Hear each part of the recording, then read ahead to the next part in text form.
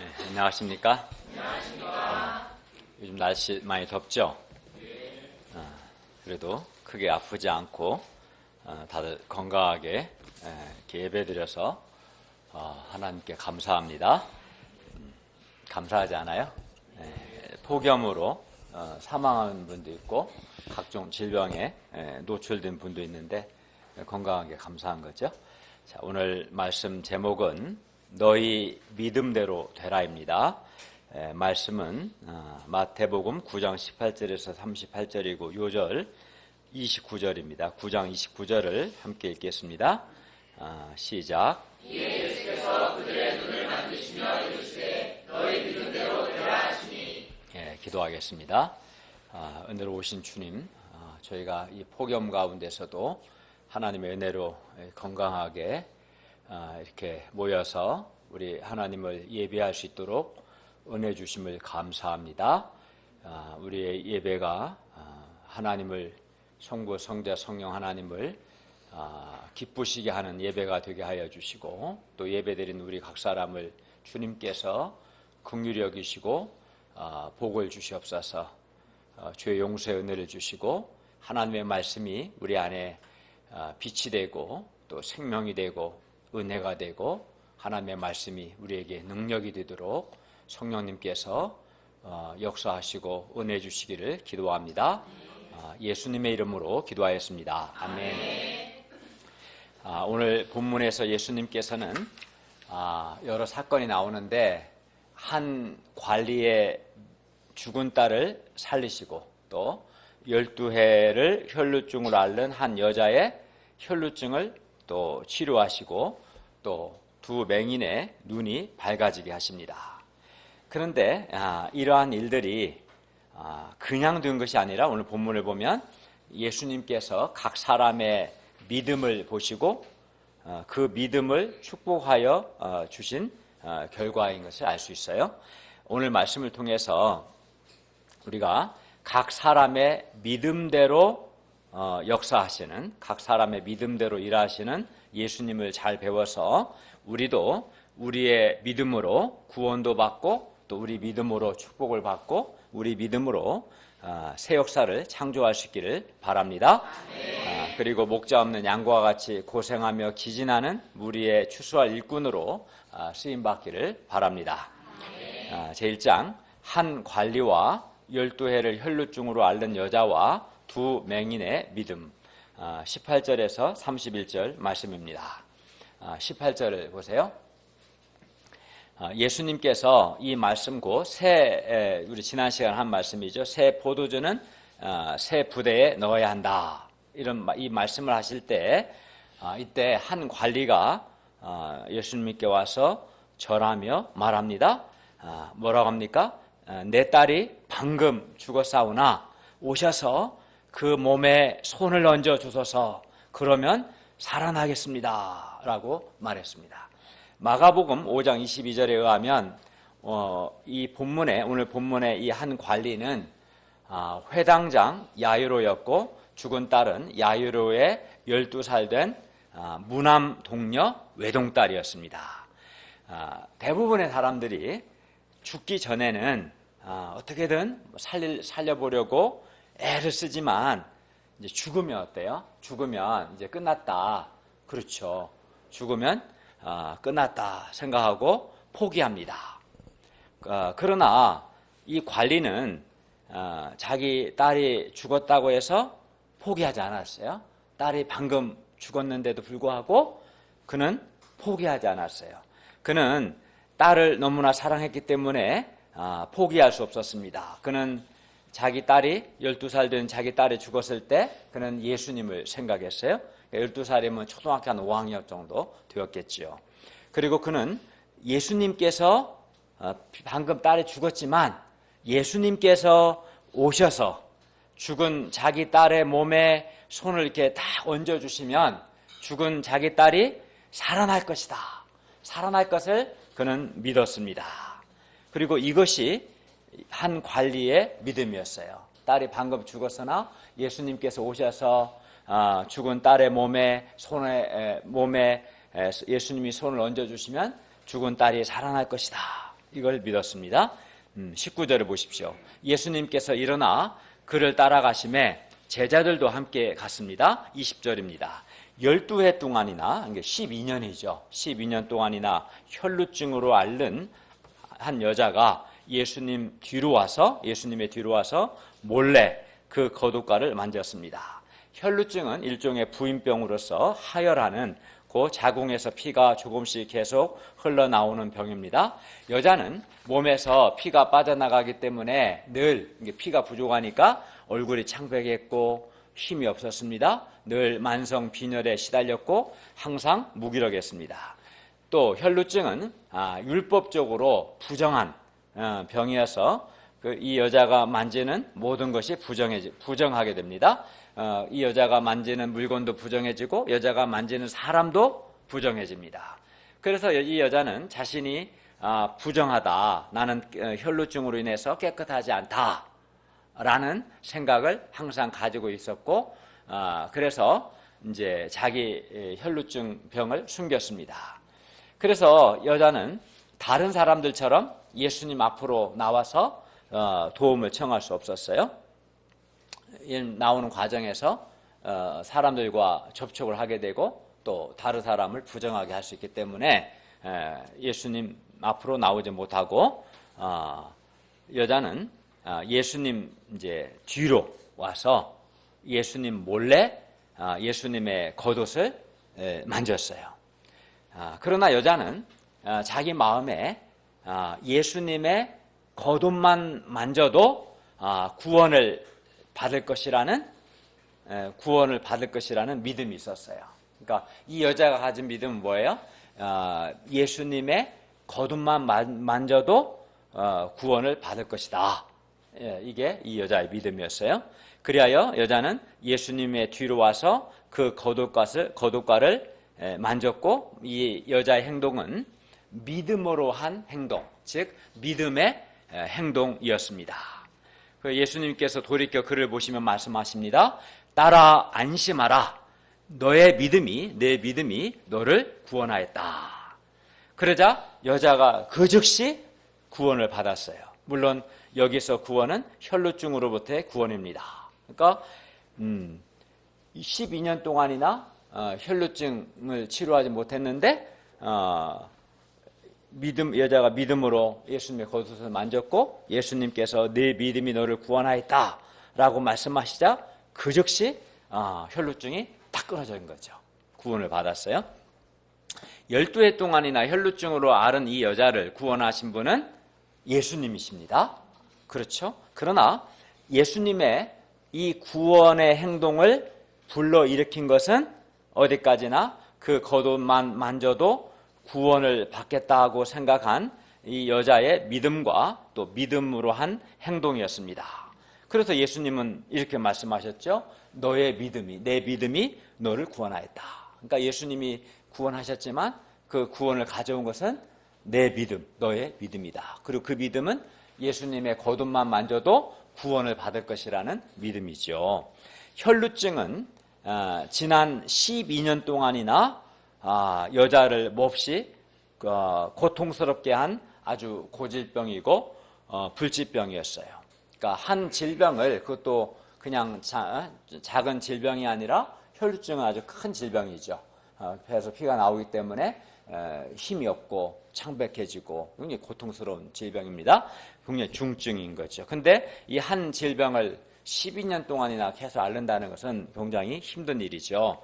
마가복음 5장 26절을 보면 이 여자는 많은 의사에게 많은 괴로움을 받았어요. 그러니까 많은 의사를 찾아간 거죠. 혈루증을 고치기 위해서. 그러나 이제 고침을 받지 못하고 괴로움만 받았고 또 이 치료비를 다 허비해 버렸어요. 가진 것. 치료비로 전 재산을 거의 다 써버렸고. 그러나 아무 효험은 없었고 도리어 더 혈루증이 중해졌다라고 말하고 있어요. 그러니까 얼마나 힘들겠어요. 12년을 혈루증을 앓는 것도 힘들고 또 많은 의사를 찾아갔지만 치료는 하나도 못 받고 가진 재산은 다 날리고 오히려 병은 더 심해졌어요. 여러분이라면 힘들지 않을까요? 여러분 이 케이스라면 안 힘들어요? 네. 이런 경우 대부분의 사람들은 어떻게 반응하기 쉬워요?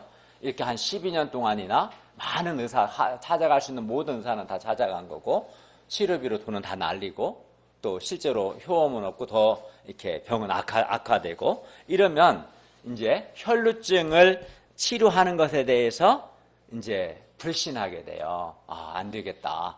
이건 불가능하다.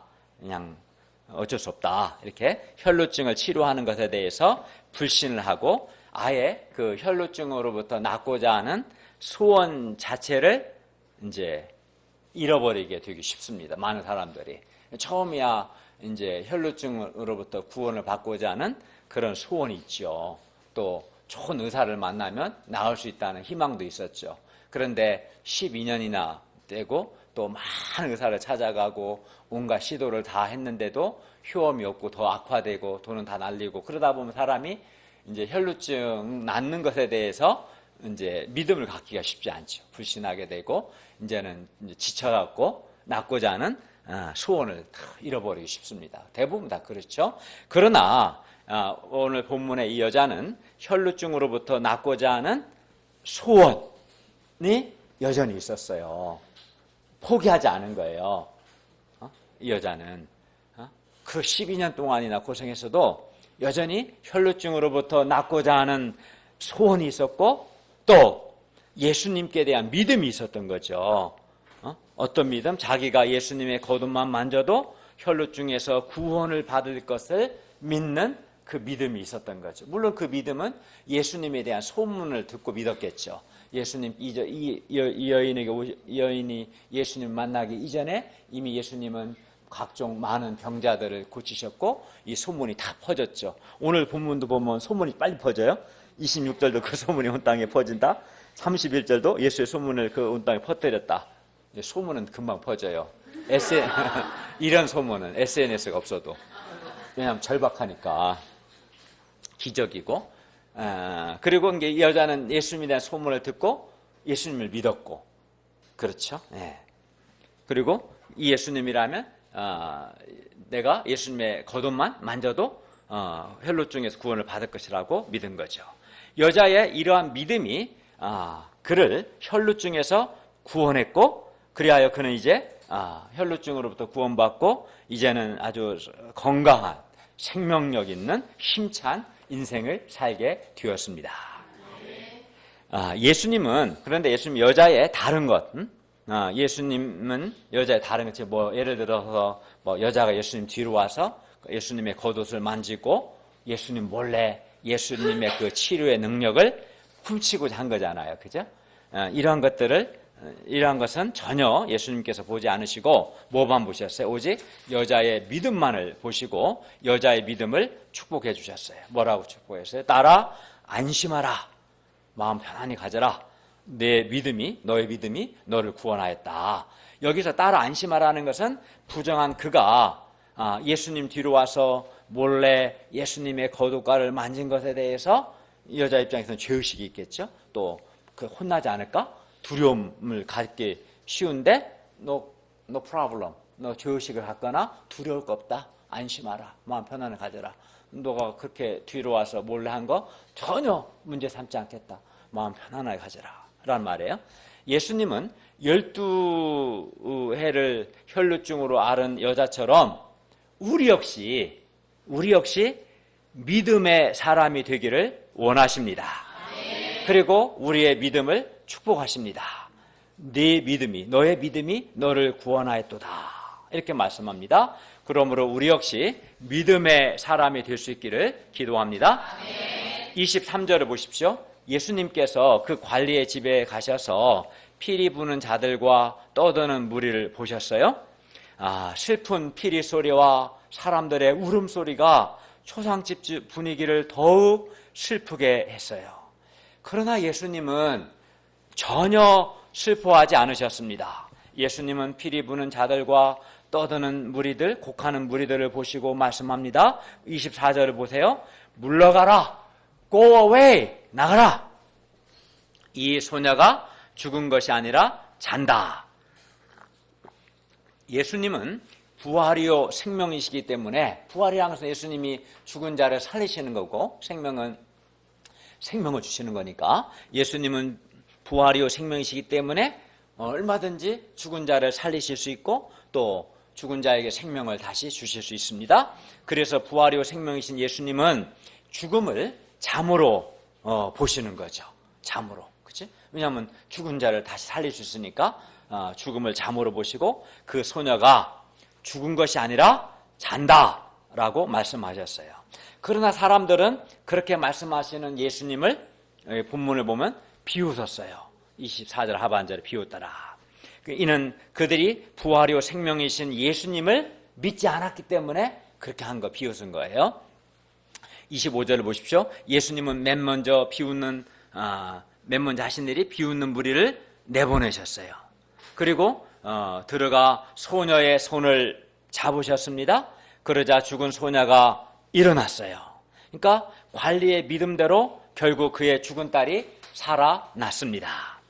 본문의 한 관리는 18절에서 어떤 믿음이 있었어요? 예수님이 오셔서 그의 죽은 딸의 몸에 손을 얹어주시면 살아날 것을 믿었어요. 18절에서. 그런데 그의 믿음대로 25절을 보면 예수님께서 죽은 딸의 손을 잡으셨어요. 그러니까 손을 얹으셨죠. 그러자 관리의 죽은 딸이 살아났습니다.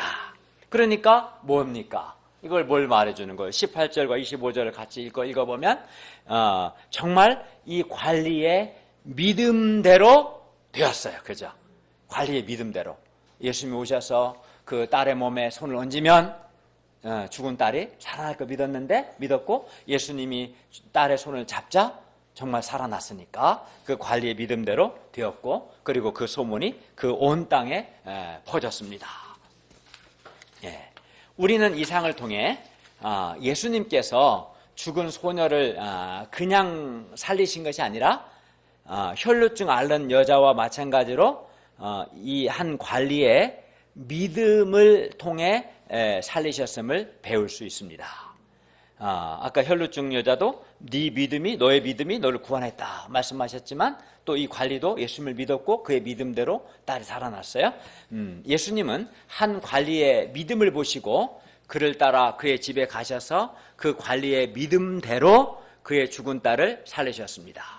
반면 예수님을 믿지 않고 비웃는 사람들은 어떻게 하셨어요? 밖으로 내보내셨어요. 그러니까 예수님은 이렇게 예수님을 불신하는, 믿지 않는 사람들을 내보내신 후에 일하셨어요.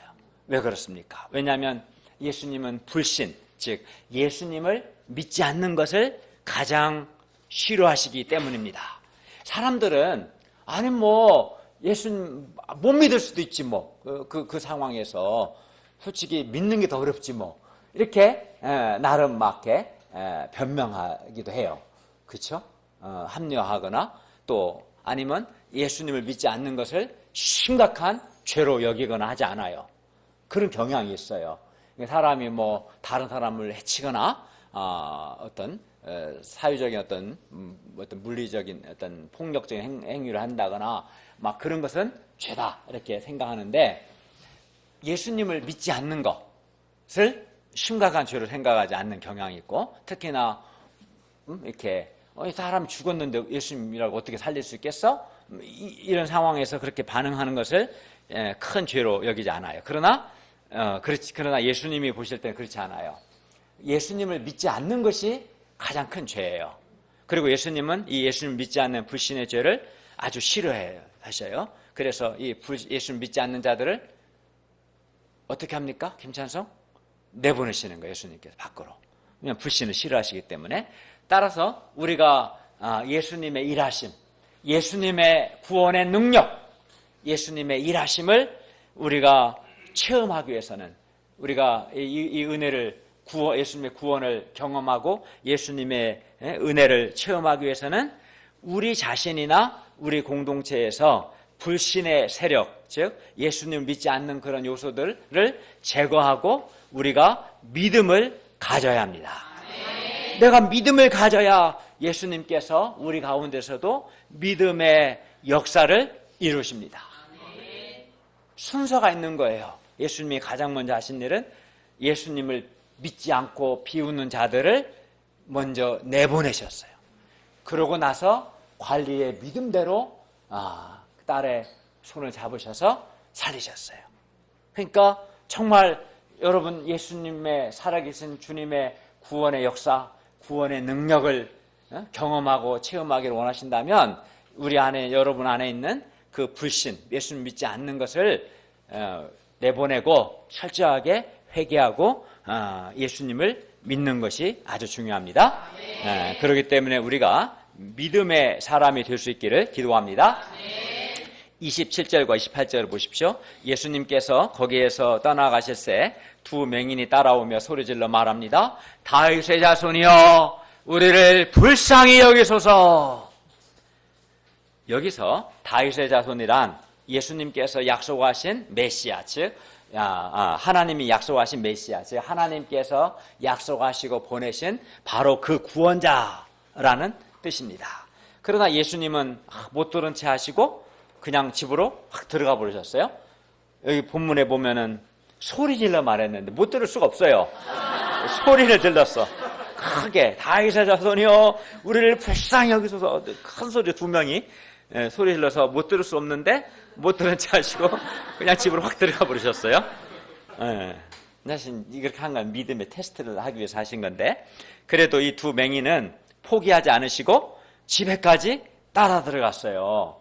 그러자 예수님은 이제 그들을 보시고 그때 이제 물으시죠. 뭐라고 합니까? 내가 능히 이 일을 할 줄을 믿느냐? 여기서 이 일은 두 맹인의 눈들이 밝아지는 것이죠. 그죠? 예수님의 질문을 바꿔서 두 사람은 말합니다. 주여 그러하오이다. 즉 주님 저희가 믿습니다. 예수님께서 이 일, 우리의 두 눈들이 밝아지게 하실 것을 믿습니다. 라고 믿음의 말을 했어요.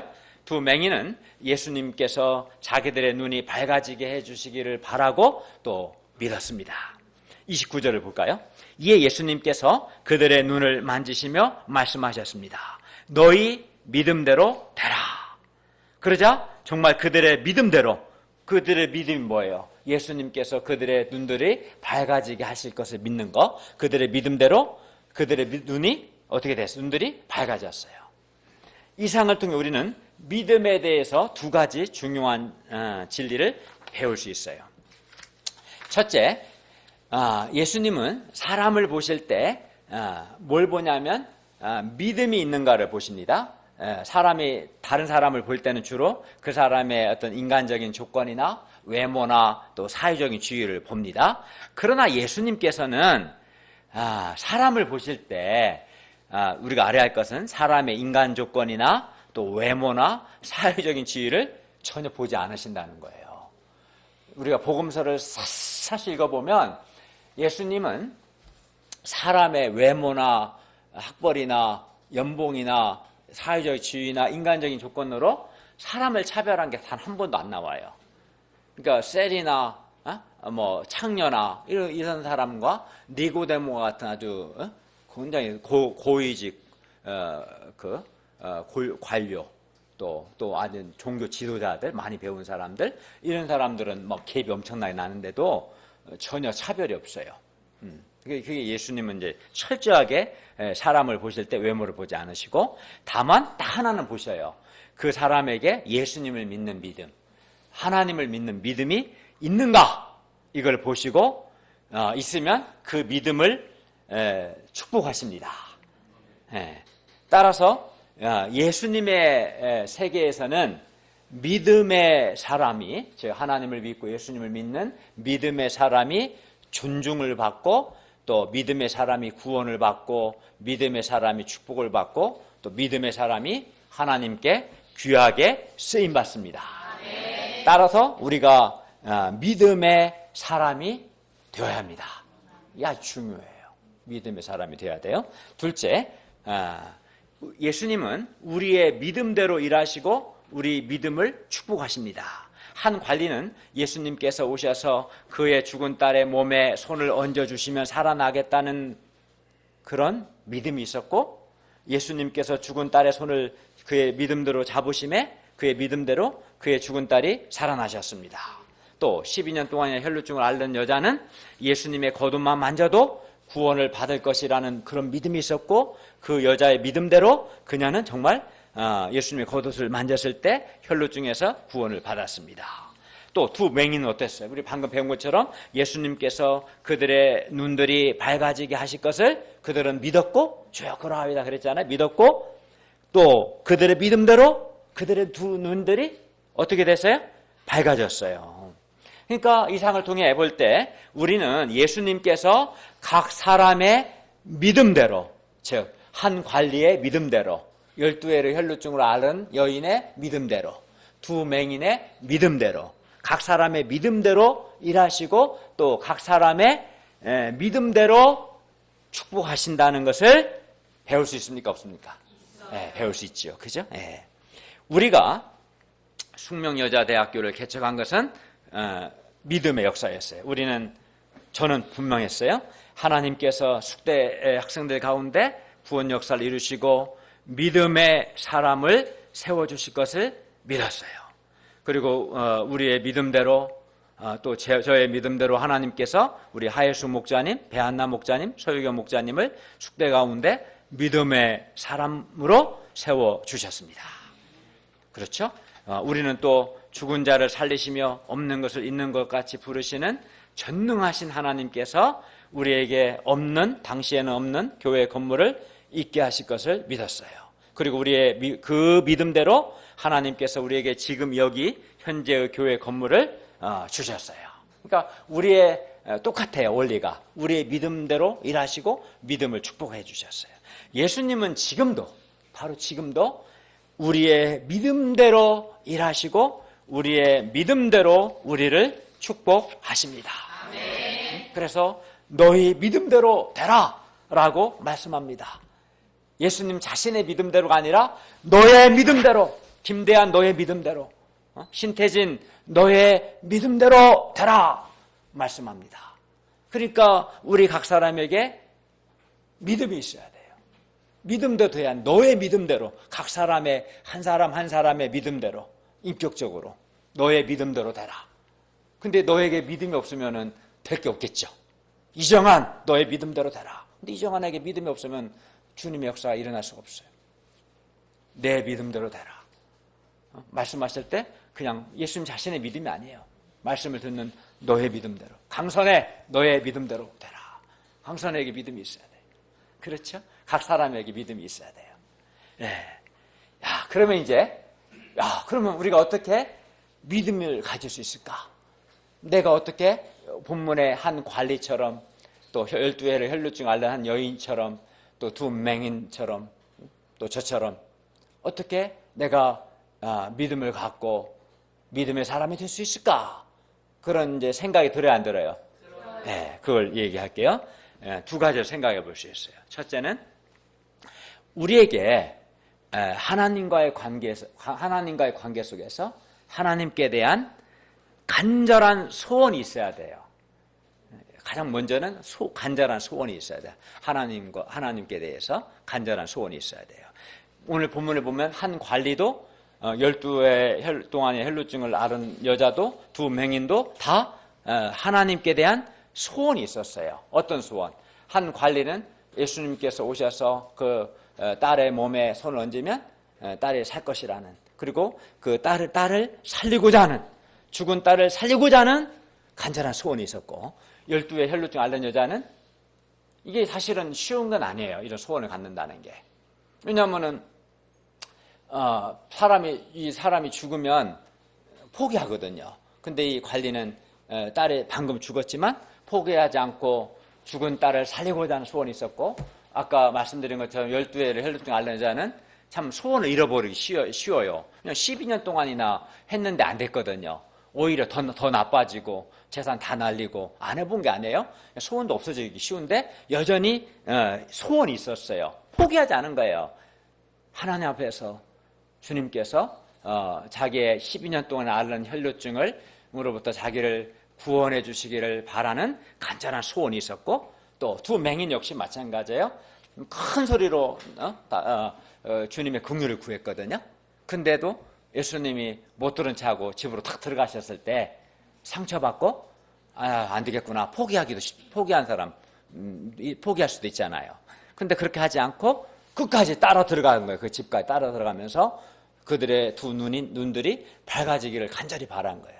그러니까 이런 하나님께 대한 소원이 있어야 돼요. 간절한 소원이 있어야 돼요. 이런 간절한 소원이 없이 믿음을 가질 수는 없어요.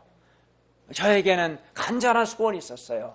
숙대 가운데 믿음의 사람을 세우자는 소원이 있었고, 우리 가운데 믿음의 가정들을 세우자는 간절한 소원이 있었고, 또 건물도 구입하고자 하는 소원이 있었고, 또 각 사람의 문제를 돕고자 하는 간절한 소원이 있어요.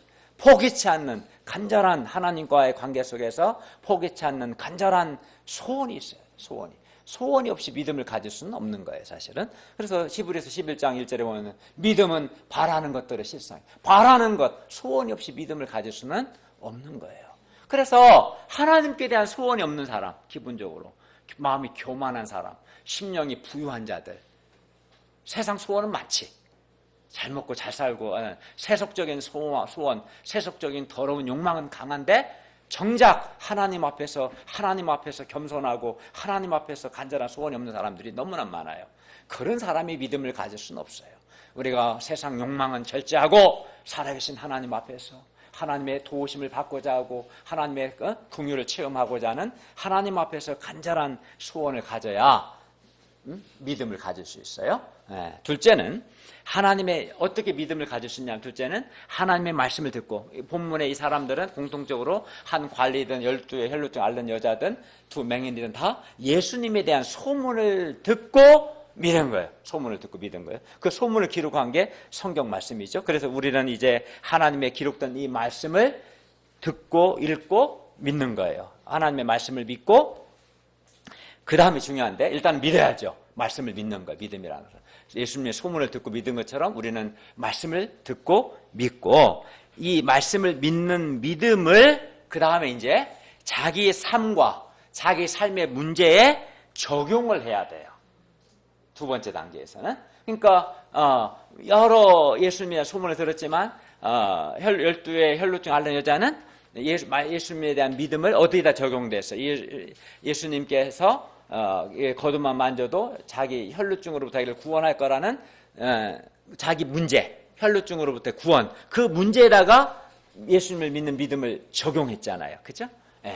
그리고 한 관리는 방금 죽은 딸을 살리는 그 문제에 예수님을 믿는 믿음을 적용한 거고, 두 맹인은 그들의 눈들이 밝아지기를 바라는 눈들이 맹인인 그 문제에 적용한 것처럼, 그러니까 말씀을 믿는 믿음, 예수님을 믿는 믿음, 하나님을 믿는 믿음을 나의 삶과 나의 문제에 적용해야 돼요.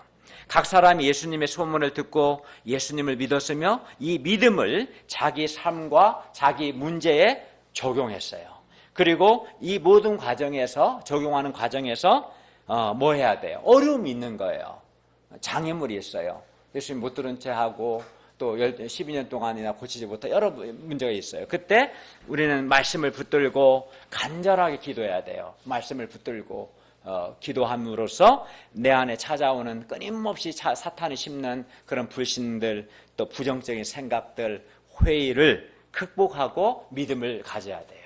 그러니까 사탄이 나를 공격해, 믿음을 갖고자 하면, 그때 사탄이 끊임없이 부정적인 생각, 불신을 심는데 그걸 극복하려면은 기록된 하나님의 말씀을 붙들고 기도해야 돼요. 말씀 붙들고 기도하지 않으면 이 불신의 세력, 부정적인 생각을 극복할 수가 없어요. 믿음을 지킬 수가 없어요.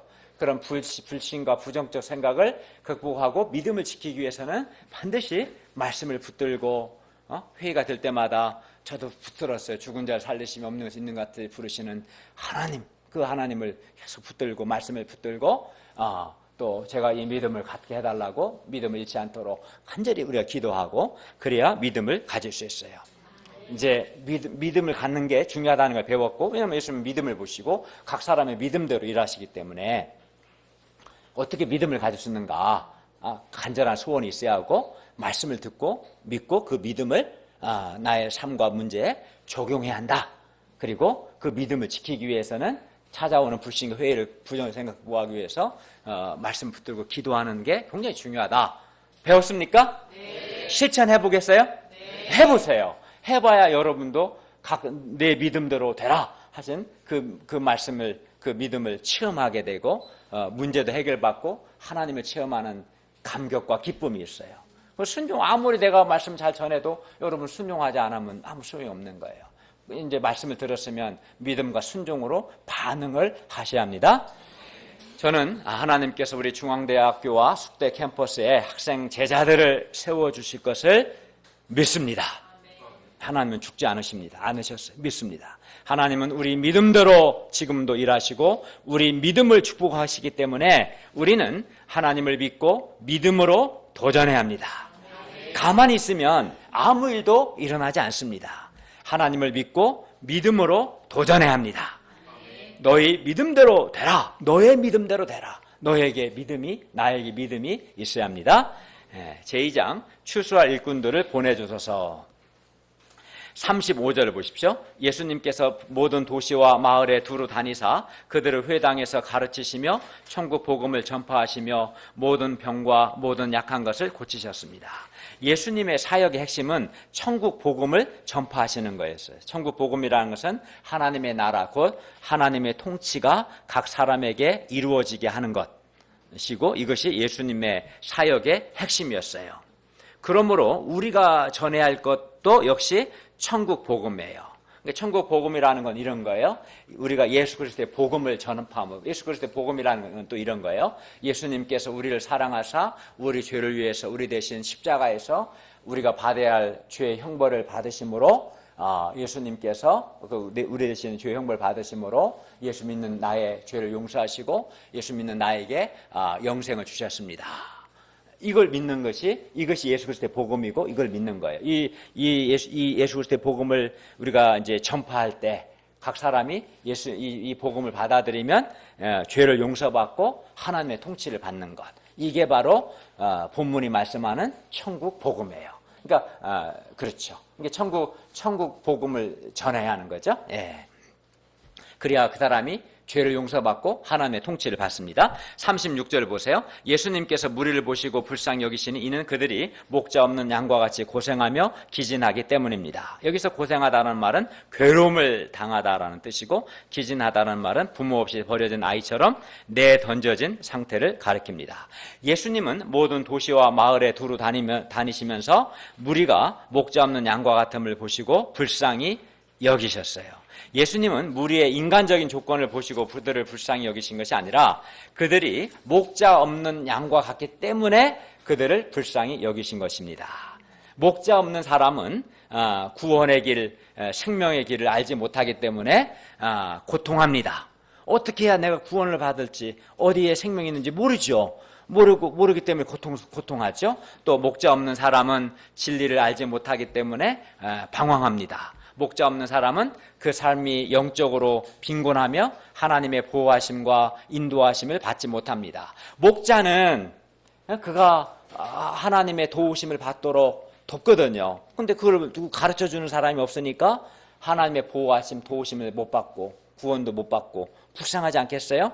그래서 목자 없는 사람은 한마디로 말해서 아주 고생이 많고 괴로움을 당하고 기진합니다. 불쌍한 거예요. 사람들은 인간 조건이 좋지 않은 사람을 불쌍하다고 생각합니다. 그러나 예수님께서는 목자 없는 양이 불쌍하다라고 말씀합니다. 그래서 목자 없는 양을 불쌍히 여기십니다. 이것이 사람을 보는 예수님의 시각이에요. 관점입니다. 우리는 캠퍼스 학생들이 겉모습만 보면 별로 불쌍해 보이지 않을 때가 있어요. 우리는 세상에서 인간 조건이 아주 좋고 화려하고 인간적으로 아주 잘 나가는 사람들을 보면 불쌍하다라는 생각보다는 오히려 부럽다라고 생각할 수도 있을 겁니다. 이는 왜 그럴까요? 이는 우리가 사람을 볼 때 예수님의 시각으로, 예수님의 관점으로 바라보지 않기 때문이고 그 사람의 겉모습만 보기 때문에 그렇습니다. 그가 그의 내면의 어두움, 절망, 죽음의 요소, 정죄감, 두려움 들을 못 보니까 그런 거예요. 사실은 우리가 그런 예는 많이 봅니다. 연예인들이나 돈 많은 사람들이 하나님이 없이 하나님의 통치를 받지 않을 때 마약하고 알코올 중독 걸리고 심한 경우 자살도 하고 이혼도 하고 별 지랄을 다 하죠. 그 불쌍한 거죠, 사실은. 겉으로는 하나도 안 불쌍해요. 몇십억짜리 아파트에 살고 돈도 많고 화려하고 뭐가 불쌍합니까? 그러나 그 내면은 정말 불쌍한 거죠. 그 왜 불쌍해요? 그 사람이 돈이 없어서 불쌍합니까? 몇십억짜리 아파트가 없어서 불쌍합니까? 외제차가 없어서 불쌍합니까? 그렇지 않죠. 목자 없기 때문에 불쌍한 거죠. 구원의 길을 모르고 생명의 길을 모르고 하나님의 도우심을 못 받고 인도하심을 못 받고 하나님의 통치를 받지 못하기 때문에 불쌍합니다. 그래서 그렇기 때문에 우리가 사람을 볼 때 겉모습을 보고 판단할 것이 아니라 예수님의 눈으로 봐야 하고 그때 목자 없는 사람들을 불쌍히 여기게 될 것입니다. 예수님은 그 시대 무리가 목자 없는 양과 같이 고생하며 기진하는 것을 보시고 불쌍히 여기사 제자들에게 말씀합니다. 우리 37절과 8절을 함께 읽겠습니다. 시작. 이에 제자들에게 이르시되 추수할 것은 많되 일꾼이 적으니 그러므로 추수하는 주인에게 청하여 추수할 일꾼들을 보내주소서 하라 하시니라. 예수님께서 보실 때 그 시대는 추수할 것은 많은데 추수할 일꾼이 적었어요. 그렇기 때문에 그러니 추수하는 주인에게 청하여, 그러니까 추수할 건 많은데 그것에 비해서 일꾼이 너무 적으니까 주인에게 청해서 추수할 일꾼들을 보내주십시오라고 기도하라고 예수님께서 말씀하셨어요. 물론 추수할 주인은 하나님이시겠죠. 여기서 이제 우리가 조금 정확하게 알아야 하는데 이 추수라는 테리스 모스라는 이 헬라어 단어는 세 가지 의미가 있어요. 어떤 첫째는 문자적으로 곡식을 거둔다는 의미인데 이 단어는 심판을 가리키기도 해요. 이 단어가. 또 이 단어는 말 그대로 영적인 추수, 즉 예수님을 믿고 구원받는 것을 가리킬 때도 이 추수라는 단어를 사용해요. 요한복음 4장이나 거기서 그렇게 주로 쓰겠죠. 또 이 단어는 또 하나님 나라의 복음, 아까 하나님 나라 복음을 아까 말씀드렸죠. 하나님 나라의 복음을 선포하는 것. 이거 우리가 흔히 전도라고 하지 않습니까? 하나님 나라 복음 선포를 가리키기도 해요. 그리고 여기서는 오늘 본문에서는 이 추수라는 단어가 하나님 나라 복음 선포 사역, 즉 전도를 가리키는 의미예요. 이해가죠? 예. 그리고 추수할 일꾼은 이 일을 할 사람들, 즉 뭡니까? 천국 복음을 전파할 사람들을 가리키는 거죠. 여기서 추수는 천국 복음을 전파하는 것 자체를 가리키니까 예수님께서 모든 도시와 마을에 두루 다니시면서 보실 때 무리가 목자 없는 양과 같이 고생하며 기진하는 것이었어요. 그렇기 때문에 그들에게 하나님 나라의 복음을 전파할 사람들이 절실히 필요했던 거예요.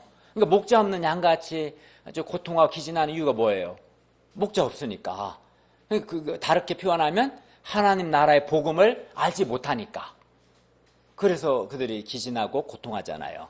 그래서 이제 이들에게, 이 목자 없는 양들에게 하나님 나라의 복음, 말씀드린 것처럼 예수 그리스도의 복음, 예수님의 십자가의 죽으심의 의미를 말하고 예수 믿고 죄 용서받고 살아계신 하나님의 통치를 받고 하나님의 다스림과 인도함 받는 것, 그게 천국 복음이죠. 이 천국 복음을 전파할 사람들이 절실히 필요했습니다. 그러므로 여기서 추수할 일꾼은 예수님과 같이 목자 없는 양들을 불쌍히 여겨서 그들에게 천국 복음을 전파할 전도자, 또 우리식으로 말하면 성경 선생, 또 목자들이 바로 추수할 일꾼들인 것이죠. 그렇죠?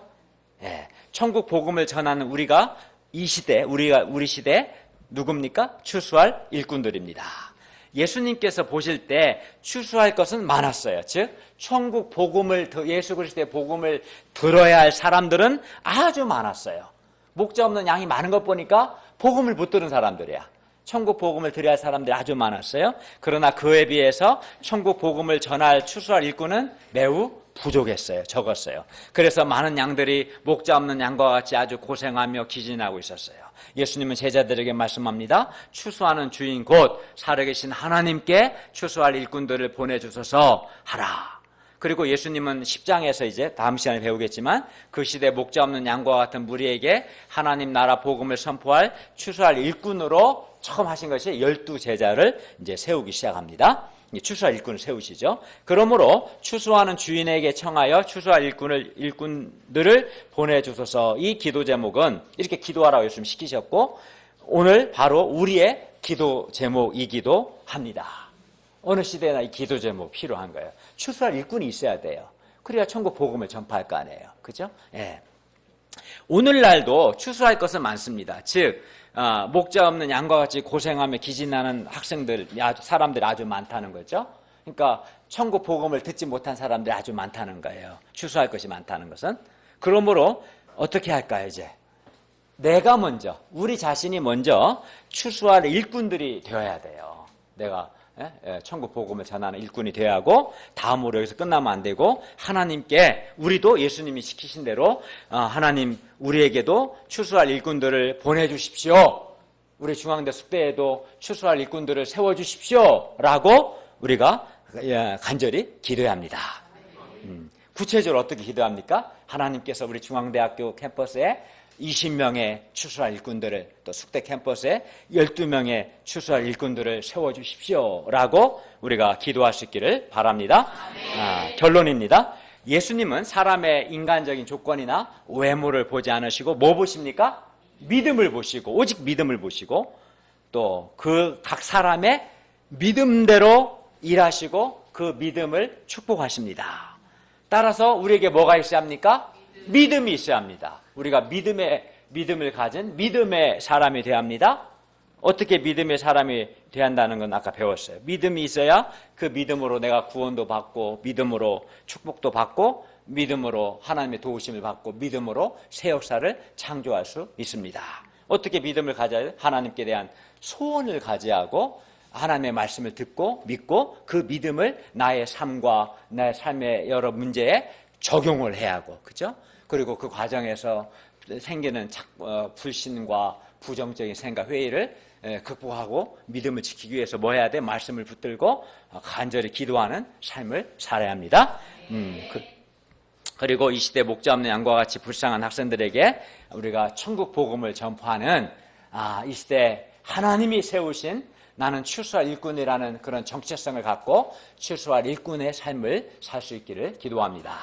기도하겠습니다. 은혜로우신 하나님 아버지, 오늘 말씀을 통해서 예수님께서 가장 중요하게 여기시는, 보시는 딱 한 가지는 믿음임을 배웠습니다. 그리고 각 사람의 믿음대로 일하시고 구원하시고 축복하시는 것을 배웠습니다. 우리가 예수님을 믿고 기록된 말씀을 믿음으로 우리도 믿음을 갖고, 또 이 믿음을 우리 삶에 적용하고, 문제에 적용하고 믿음을 지킴으로 주님의 축복을 받고 주님의 도우심을 받고 믿음으로 새 역사를 창조하게 도와주시고, 또 우리 자신이 먼저 추수할 일꾼이 되게 해주시고, 중앙대 숙대 캠퍼스에 각각 20명, 12명의 추수할 일꾼들을 세워주시기를 기도합니다.